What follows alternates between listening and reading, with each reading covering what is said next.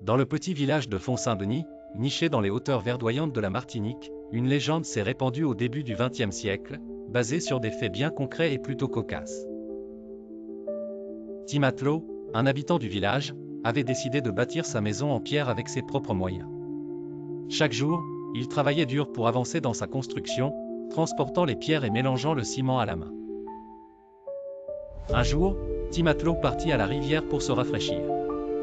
À son retour, il fut stupéfait de constater que son chantier avait progressé bien plus que ce qu'il avait laissé derrière lui. Les pierres semblaient rangées avec soin, le ciment était posé, et plusieurs rangs de murs s'étaient montés comme par magie. Intrigué par ce phénomène étrange, Tim Atlo décida de tendre une embuscade pour découvrir le mystérieux constructeur. Il se cacha discrètement à la tombée de la nuit, prêt à voir ce qui allait se passer.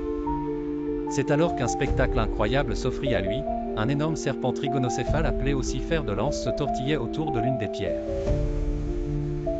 Le serpent roulait doucement la pierre vers le mur en construction. Il semblait aider Tim Atlo à bâtir sa maison. Bien que, de nos jours, beaucoup pensent qu'il s'agissait simplement d'une coïncidence avec un glissement naturel, ou peut-être l'œuvre d'un voisin très discret, à l'époque, la nouvelle de ce serpent maçon se répandit rapidement. Le serpent fut surnommé le maçon du Morne, et certains villageois affirmaient qu'il était l'esprit d'un ancien esclave revenu finir sa case.